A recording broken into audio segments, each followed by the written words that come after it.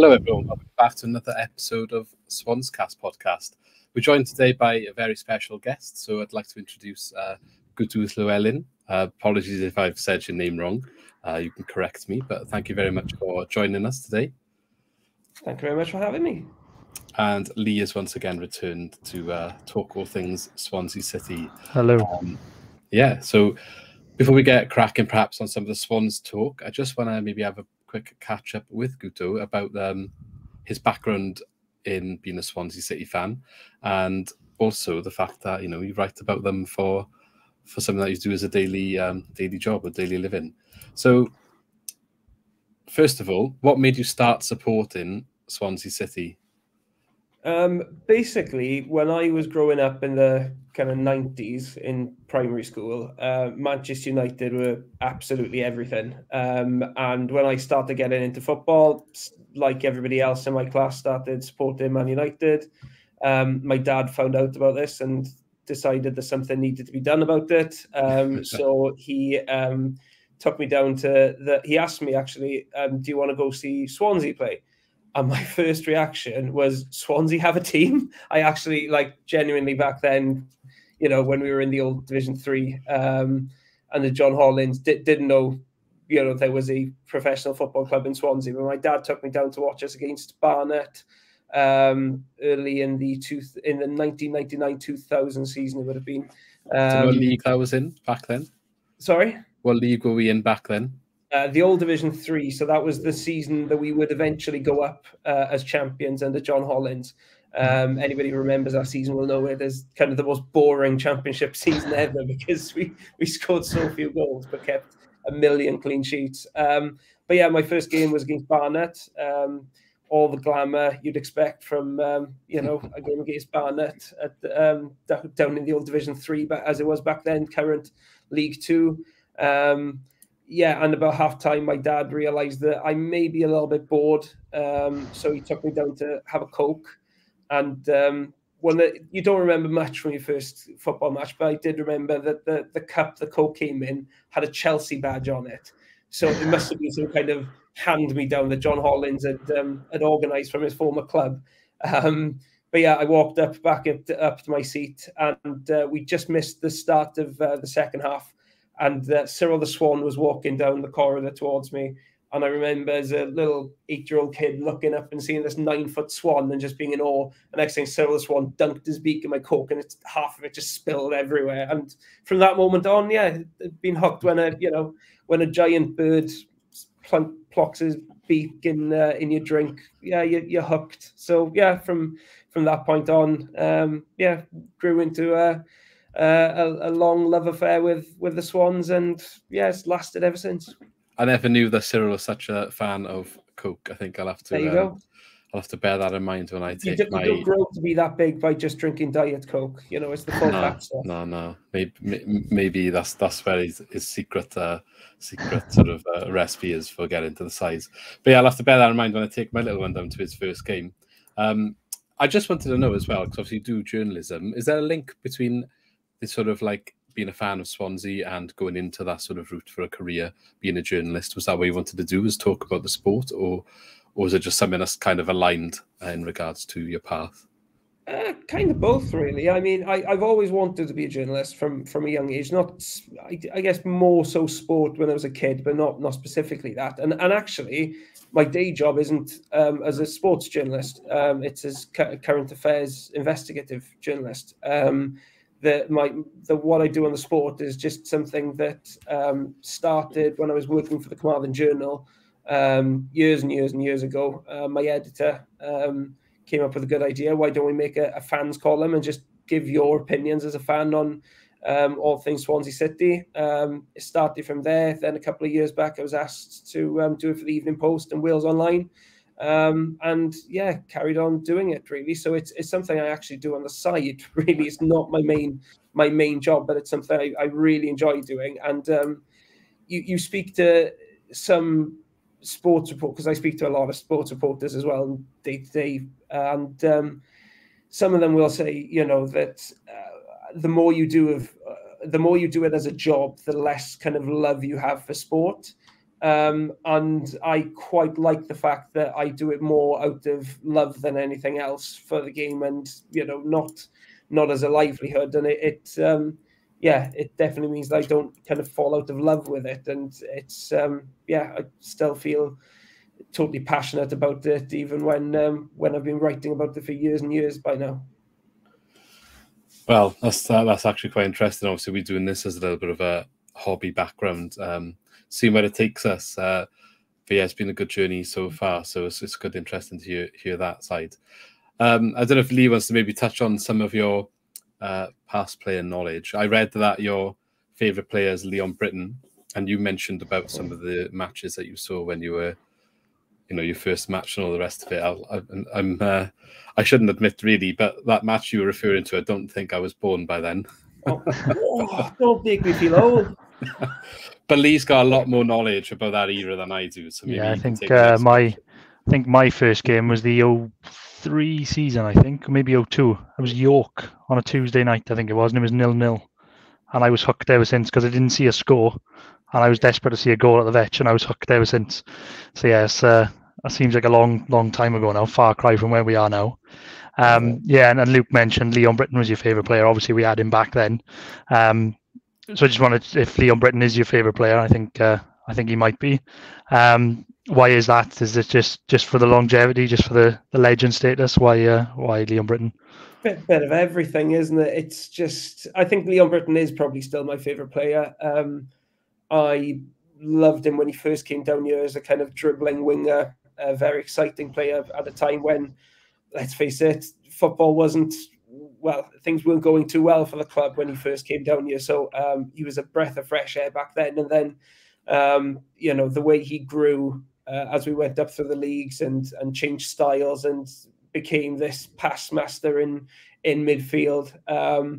I think he's still kind of the gold standard of the old Swansea way and how football was played at its best down here.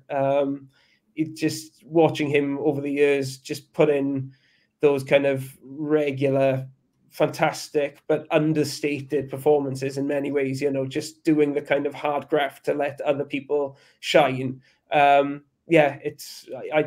just thought he was a fantastic footballer, really intelligent, loved the club, gave 100% absolutely every time he stepped onto the pitch. What's not to love, really? My first favourite Swansea player was probably Roger Freestone. I think back then, even though I was probably the shortest kid in the class, I was thinking, I could be a goalkeeper. And Roger Freestone was, for anybody who remembers, the Swans at that time, was on another level to every other goalkeeper in the division. He was just an outstanding goalkeeper, and another player who stayed with us for a long time and clearly loves the club. That kind of sentiment goes a long way, obviously. But yeah, since then, I'd say Leon Britton is the one that's probably stood the test of time. And in years to come, I think we'll be looking back and saying that he was up there among the very, very greats of this club. On so many levels. He's definitely an icon, isn't he? Yeah. Bit of an odd one for me. I was torn. I was always Leon Britton, but also for some reason, as a kid, I was obsessed with Adrian Forbes. Who wasn't? It's the work rate. I've never seen anybody run so much in my life. And then he was a weird little player, Adrian Forbes. But he just throw himself around the pitch. I mean, the energy that he had, etc. And not maybe the most talented player, but a very lovable one. And I've got very good memories of the end of that promotion season from League Two, and got quite a few important, significant goals in our history. And another player who I think we'll all look back at with a lot of affection. Yeah, brilliant. As you just touched on Roger Freestone, that's interesting. I've got an uncle who's like a goalkeeper as well, so I heard a lot of things about his admiration for Roger Freestone. But unfortunately, never followed the trend myself. I didn't really enjoy being in between the sticks. But moving on to the last thing I want to sort of ask before we move on to talking about like how we're getting on currently. A little bit of a weird one. We asked it in a podcast last week, actually. Just thought it'd be interesting to get your take on it. I don't know how much of a drinker you are. Maybe the answer for you is non-alcohol, but you don't want to know. No, but we just asked if you could choose any drink to have on tap down at the stadium, what would be your ideal choice? Oh, that's a great question. Do you know what? I think we've got a lot of brilliant local breweries in Swansea. And I think actually we should do more I think we should do more to celebrate local food and drink down at the Liberty. And I think there's any host of beers that you could have there. Boss Brewery is very good. Yeah. Thomas Watkin have got loads of good stuff. I always love Gower Brewery. I mean, you know, Gower Power, Gower Gold, both of them. I love a Gower Gold. Joe, I'd go for Gower Gold probably. If I was to pick one, I'd probably go for Gower Gold on tap. That would, be a celebration of local beer and also, of course, a really nice pint as well. So yeah, I'll go for a pint of Gower Gold. That'd be a good show actually. You change all of the food stands down there to being local. It's like they do down Singleton Park where they got that food festival. Let's just have rotating every week all the different people in the different food places. I don't know what the away fans would think about cockles and lava bread. I guess they're coming down here. They'll have an experience to remember. Definitely. But yeah, let's move on then. Let's have a look at the current season. So we've just finished. We're fresh off the last game of the season, maybe a bit earlier than the last 2 years for us at least, after having not qualified for the playoffs this time. Actually, I think it was the lowest finish in the league position since 2008. I was reading one of your articles earlier where you mentioned such a stat. But what do you think about Russell Martin in his first season in charge, finishing 15th? Like, what's the overall reaction and feeling now the season has finished?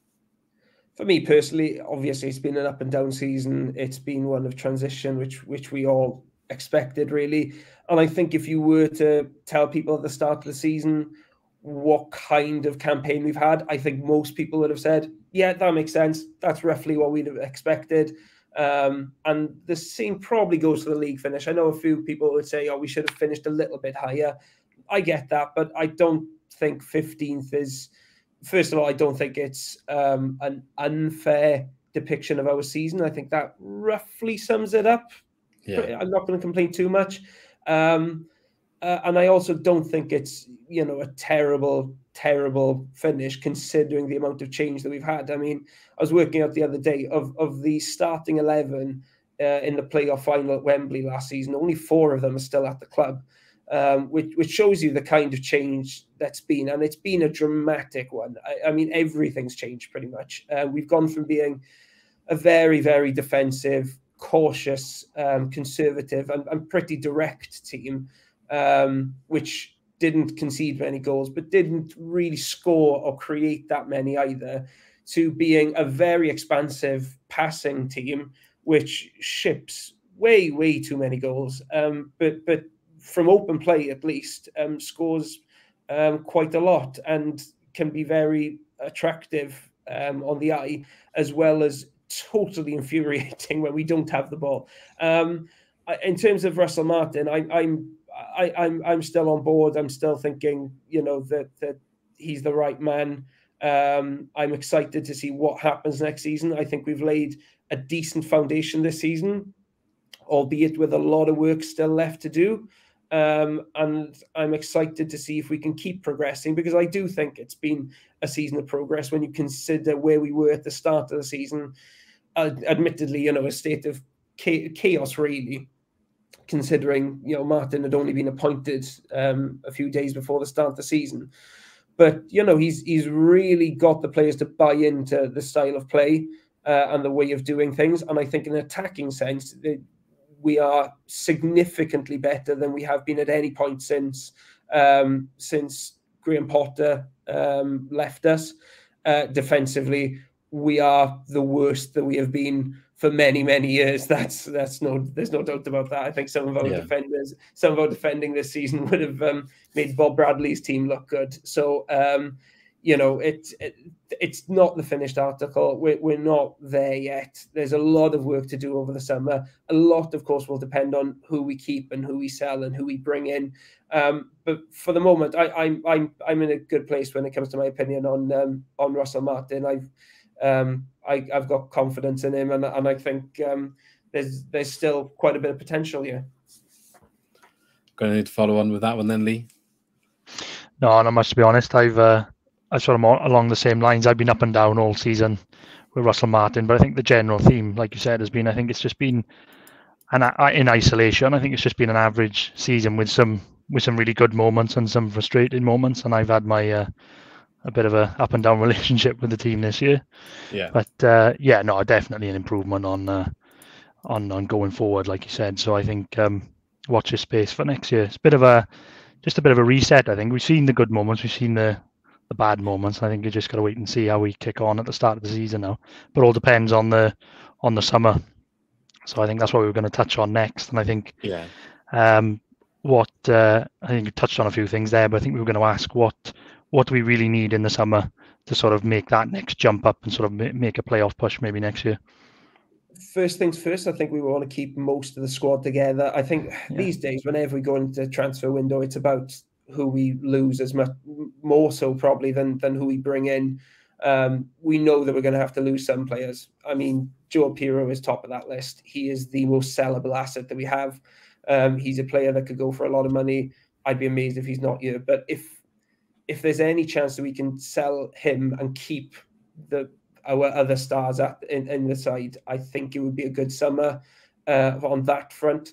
In terms of bringing players in, has to be the defence. It absolutely has to be. I think we've seen in the last few games of the season when Ben Cabango's been injured, just how thin we are. I mean, even with Ben Cabango in the team, we know that the defence has problems. But, we've been playing without a proper centre-back.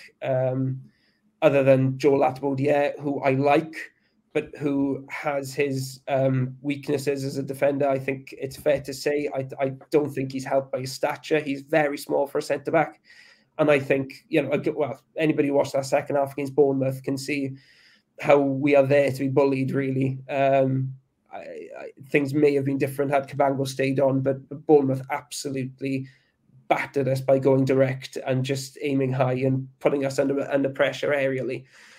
So we need centre-backs. We need to, and unfortunately, we're looking for quite specific types of centre-backs. We're looking for centre-backs who can defend and who are good with their feet. We're basically looking for more Ben Cabangos. I was about to say Mark Gahey's, but we're not going to get Mark Gahey's. They are 1 in a million. I keep saying I think we missed it. Like if we had Guehi and maybe Rode on the other side of Kyle Norton, I think those three together would have been dangerous.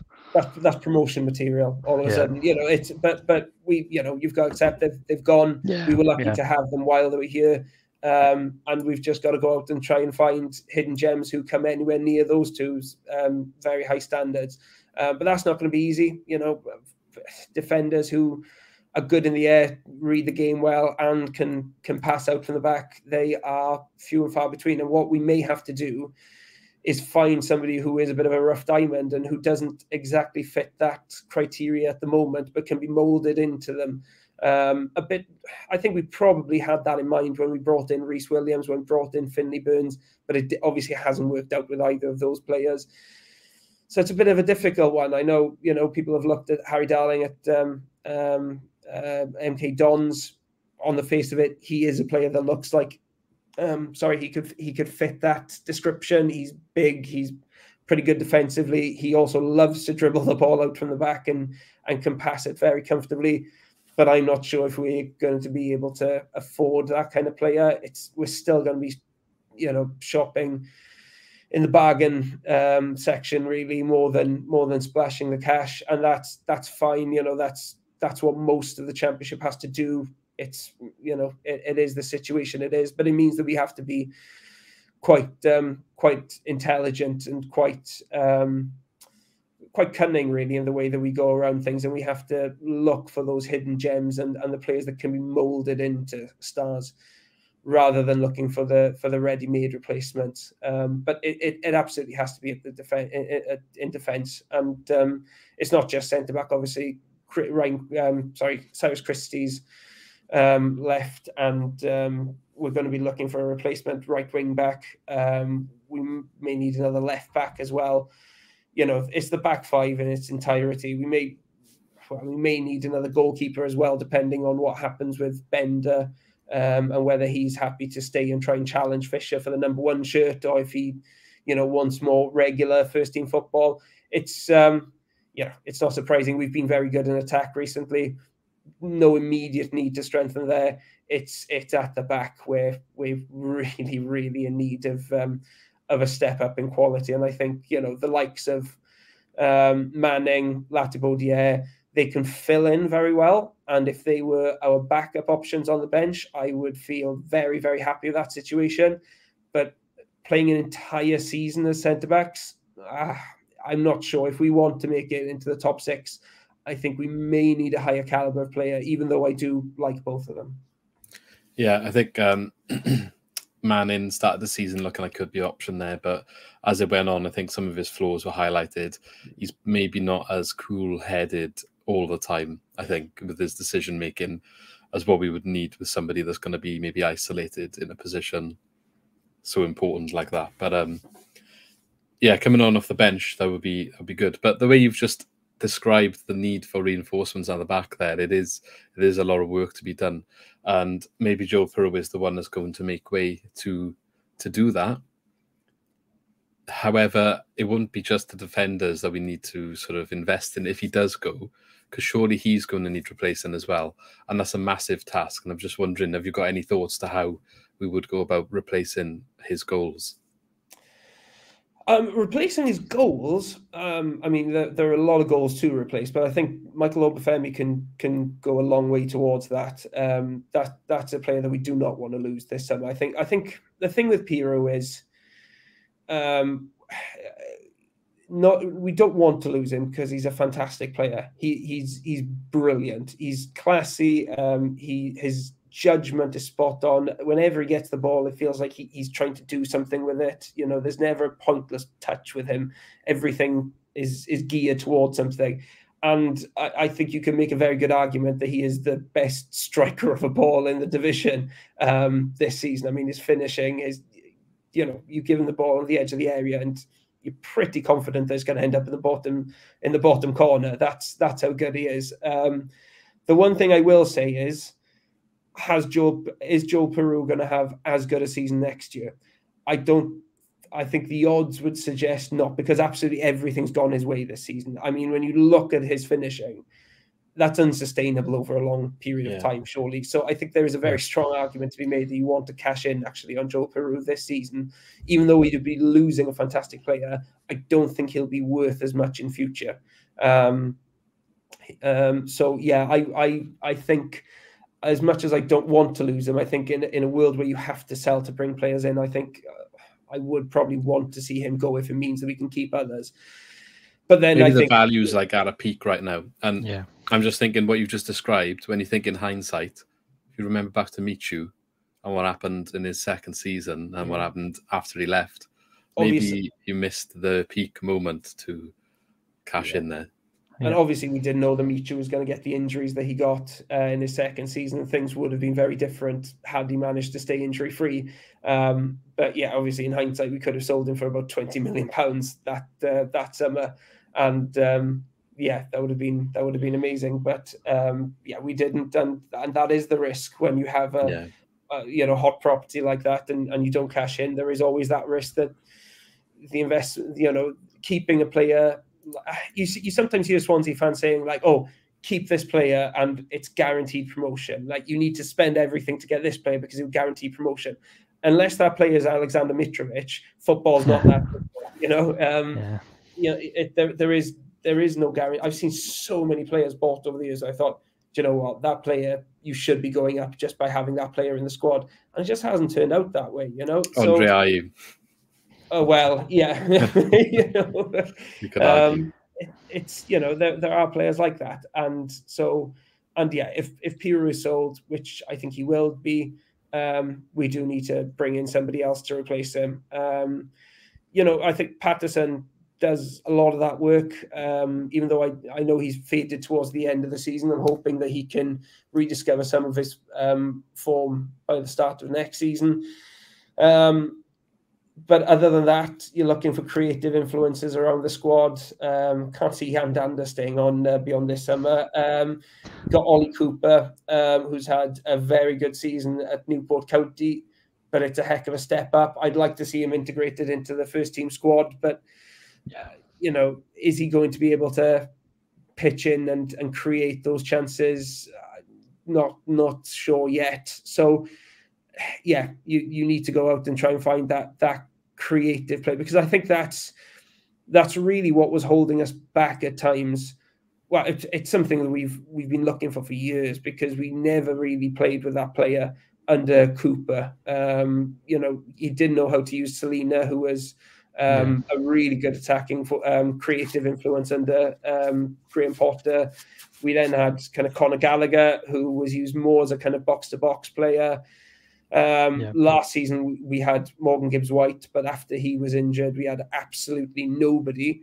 And then the season that's just been, we've found, you know, Patterson first of all, who grew into the role and was very good, and then Joe Piroux, who has carved out the niche for himself.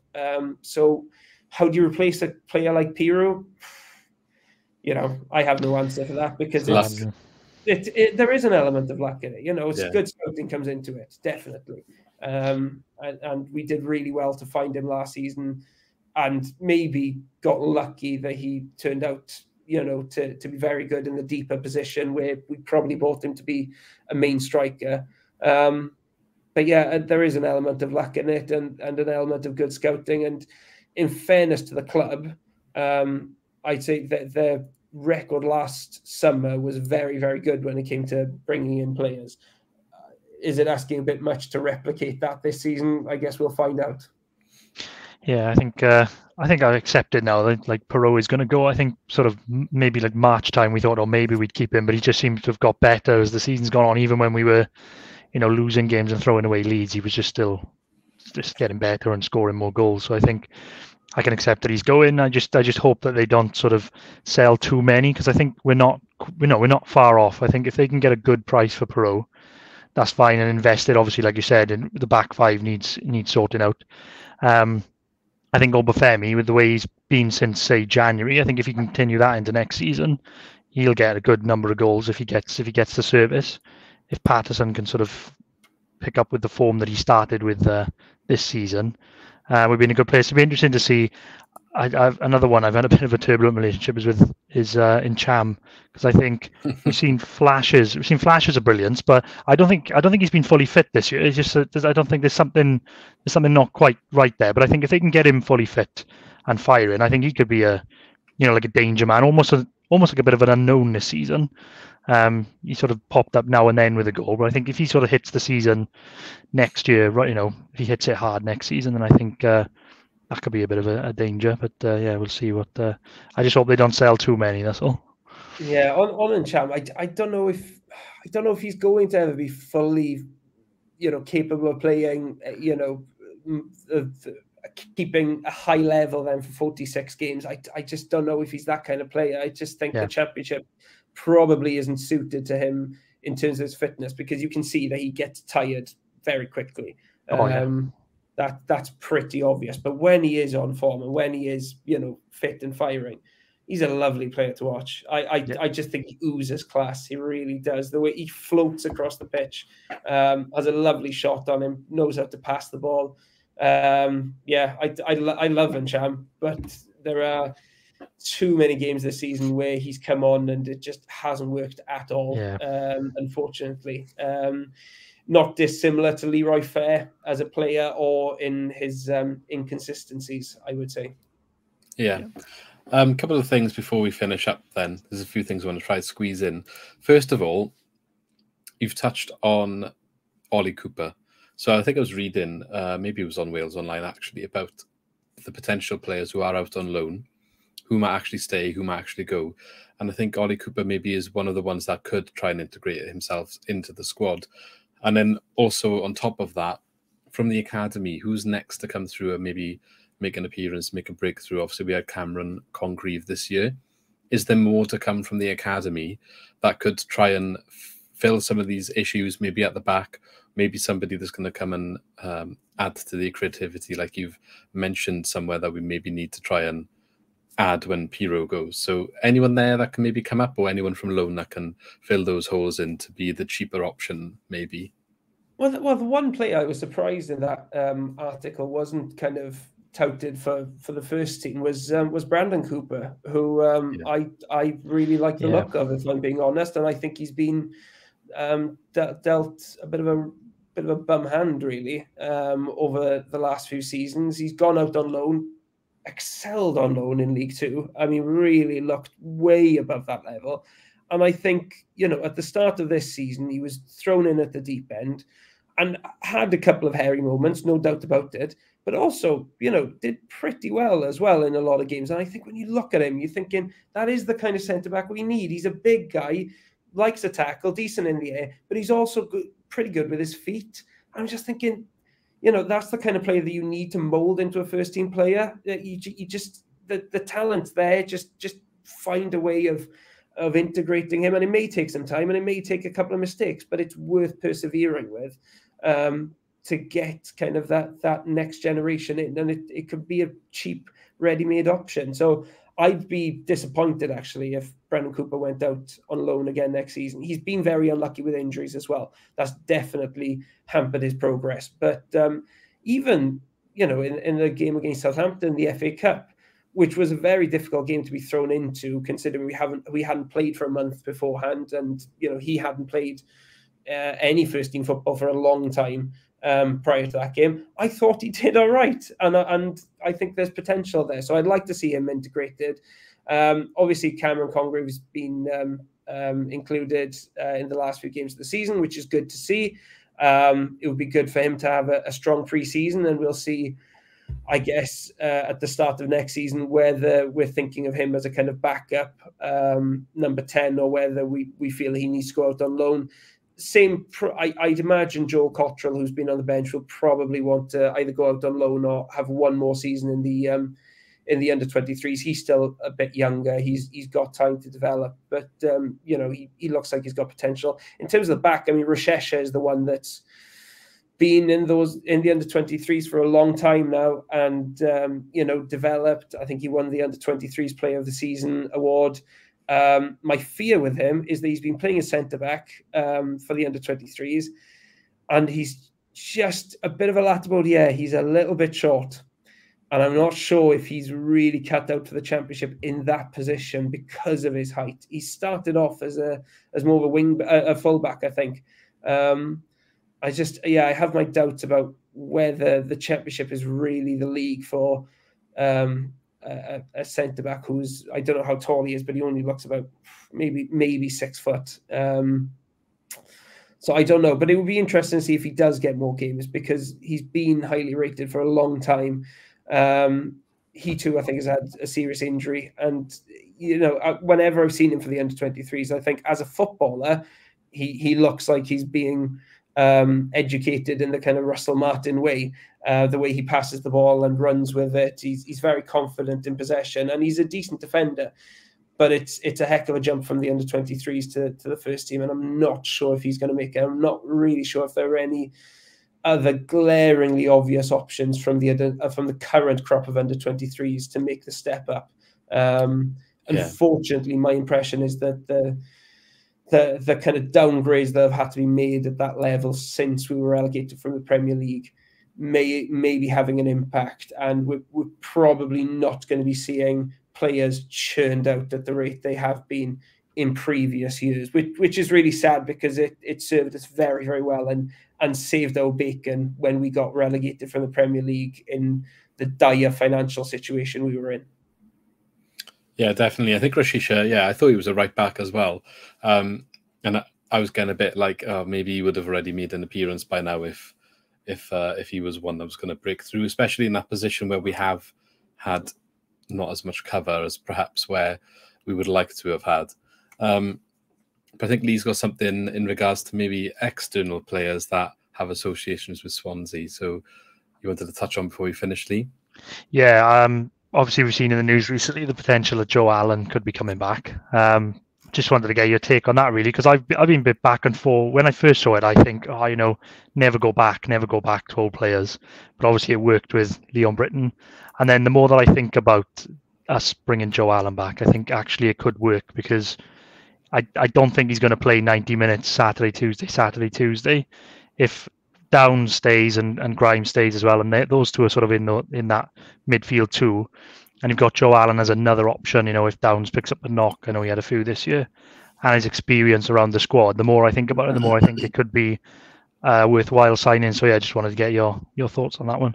I'm with you, really. I think it depends on the context in which he's been brought in. Is he being brought in as a replacement for either Grimes or Downs? If that's the case, then he'd be a decent replacement, but it would be a downgrade. And I tweeted this out the other day and got quite a few Swansea fans who are kind of a downgrade. Well, Swans Twitter is kicking off. Yeah, it was a bit. I was like, but the thing is, I think people have kind of rose-tinted glasses and remember the Joe Allen who left us and the Joe Allen who was in 2016. And in fairness, whenever he turns up for Wales, he gives it his all, and he's still an important player, but he's not the same player he was. He's 32 years old. He's had a serious injury very recently, and there's no doubt that he's slowed down and just not quite been the same player since that injury. So I think he's still a good championship midfielder, but he's not one of the best in the division anymore in the way that he used to be. So I think he's a good player. If we brought him in, then he would fit in beautifully into the Russell Martin style of play because he's made for it, really, and he would suit it much more than he suits Stoke's style of play, which has never really been a good fit. And I do feel it's been kind of 6 wasted years with Joe Allen and Stoke, both for the club and for the player. Just been a bad fit, which is frustrating. When you see a player at the club and you think you could be achieving more if you were at a different club, it's infuriating. But yeah, I mean, if and the other thing I would question is the financial side of it is, well, he's on big wages at Stoke. I know he would have to take a wage cut to come here, but it would have to be quite a significant one, in my opinion, because we have limited resources, and if spending more on Joe Allen's wages means that we can't go for players in positions where we are shorter and in greater need of reinforcements, then I don't think that's good business. And I just think last summer we did so well in bringing in young players with a real potential sell-on value. The likes of Pirou, Obafemi, Downs, all very young players who we could sell on for much more than we paid. That's not going to be the case with Joe Allen. He's 32. Nobody's going to be paying for Joe Allen from this stage on in his career, no matter how good he is. So, you don't want to invest too much in that kind of player. I think we went astray in that respect, both in the final years in the Premier League and even under Steve Cooper. The fact that we gave Ryan Bennett a 3-year contract at the age of 30 at the time seemed like bad business. Now that we're only 2 years into that contract and he doesn't have any place in Russell Martin's plans, it looks seriously daft. Let's be honest. That was a very short-sighted signing, born out of panic after selling Joe Rodon so late in the window. And I think Ryan Bell has done a decent job for us on the whole. But business-wise, I don't think it's made any sense whatsoever. So yeah, I have my doubts. I have my kind of worries about spending big money on a 32-year-old Joe Allen's wages. I just don't want us to get tied down with Joe Allen. But on the other hand, he's still a very intelligent player who plays our style, could contribute a lot to this squad, and we all love Joe Allen, and he is we created Joe Allen. He's a former player, and when you said then never go back, I don't strictly agree with that. I think our problem was that we went back too often in the past and got lazy and just looked at kind of former players and looked at something like Boney and just thought, we can magically make him the player he was. I think there's a naivety in that, but we have had examples such as Leon Britton, such as Gylfi Sigurdsson, who we've brought back to the club after they've departed, and they've been massive successes. So it's not necessarily the case that you shouldn't go back. People of a certain vintage will tell you that Alan Curtis had 3 spells at the Swans. some of our greatest ever players have been and gone and then come back later. So with Joe Allen, I wouldn't say I'm strictly on the fence, but I have my concerns about the transfer, even though I do think Joe Allen would have quite a bit to contribute to this side. It's a bit weird how they've touted Corey Smith going on a free transfer as financial reasons, and he's in the same position where you'd sign Joe Allen on a free transfer. Is he older than Corey Smith? I think maybe a little bit he is. I think they're roughly the same age, aren't they? Yeah, it's just like, I don't know. That doesn't really make sense, does it? You're letting someone go that's already here because of the contract situation, and okay, maybe he's on a bit high wages. He's not going to be really around the first team that much, but then you're going to kind of sign someone in to do that same job, really. I do think Joe Allen would be a step up from Corey Smith. I agree with that as well. Corey Smith gets a lot of unfair stick, in my opinion, because he gets played out of position. Yeah, and he's asked to play positions that he simply can't play. I think he's an appalling right back, but he's not a right back. It's that's the truth. And when we have played him in his natural position and holding midfield this season, I think he's done a decent job.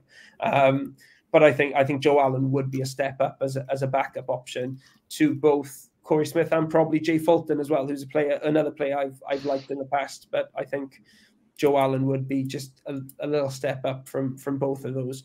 But anybody who thinks he's at the same level or even better than Grimes or Downs either has some weird agendas or just simply hasn't been watching those players, all three players enough. People love to hate on Grimes though, so.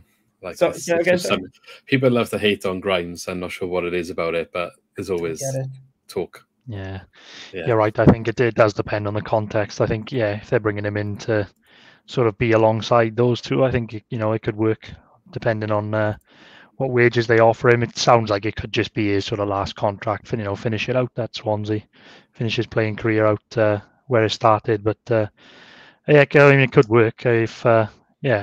one thing we did struggle with last year, I think, was depth. Sometimes you looked at the bench, and I just think, who's going to come on and change this game? And like we were at Reading when you could just see the tide turning, and we just couldn't get back into the game. And the same at Bournemouth, you could see it coming again. So I don't know if Joe Allen would be that type of player to come off the bench and sort of steady it down. I know he's obviously not tall. He's not tall. He's not going to be as physical as he was, but. I don't know if he can sort of just steady the ship a bit with his experience. Yeah, but the thing is, the one area where we have had depth is in central midfield. That's why I'm kind of, not quite sure about that argument, because anywhere, if Joe Allen was a wing back, a centre back, a striker, an attacking midfielder, a goalkeeper, even, you'd say, well, we need depth in those areas. But actually, in midfield, we've got Grimes and Downs, who are both fantastic. Then you've got the backup options of Ncham, Smith's leaving, but you've still got Fulton. It's not as if we're desperately short of options and decent options as well, as backup players. They're far worse backup players you can have than Fulton and Ncham. So again, when we're looking at areas to prioritize, I'm not sure, even when it comes to depth, I'm not sure central midfield is the area to prioritize, and God knows we need depth in other areas of the pitch, because the Bournemouth game for me was the one that highlighted it more than anything. Our starting 11 was very good, but as soon as you went below the surface, you were down to the bare bones, and it was painful really to see players having to be played out of position to try and cover for others, and it just didn't work. Unfortunately, I don't know how much the depth situation is going to improve, because finances are so tight across the championship these days. It's very few clubs, unless you're dripping in parachute payments. Most clubs don't have the resources to have kind of big 25-man squads where you have a lot of options. I mean, Nottingham Forest tried to do that over many seasons, really build up the squad rather than just having a strong 11, and it never worked for them really. And only this season, when they've actually trimmed the squad and brought in a decent coach as well and found a formula that works, have they actually clicked in any way. Depth, I think, is a real luxury for most clubs in the championship, and it's a luxury that most clubs probably can't afford, and we're probably in that category. Let's face it. I think maybe if he does come in, it might signal perhaps Felton and Smith go in, but we'll have to wait and see, I think. And then maybe it would make a bit more sense if that is the scenario. But I just want to say then, thank you very much for coming on. I know it's been a little bit longer than I maybe said at the start, but it's always good when you're chatting about the Swans and then you get carried away. And we could go for a lot longer, I'm sure. So perhaps we'll speak to you again in the future. But again, thank you very much for coming on. I don't know if you want to tell everyone maybe where your work is or Twitter, anything like that, if you want to have any interaction, or if not, that's fine. Yeah, if anybody wants to abuse me for any of my opinions, you can find me on Twitter at Guto Llewelyn, and you can read my weekly column in the Evening Post or on Wales Online every Saturday morning.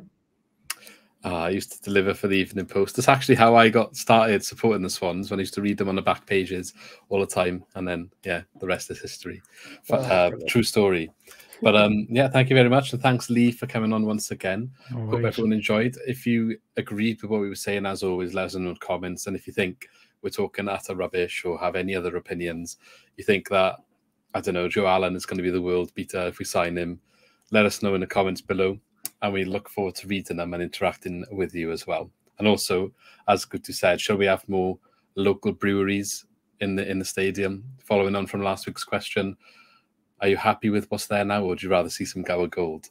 So yeah, get involved in the conversation. Thanks both for coming on, and we shall see you in the next one. So have a good day. See you soon.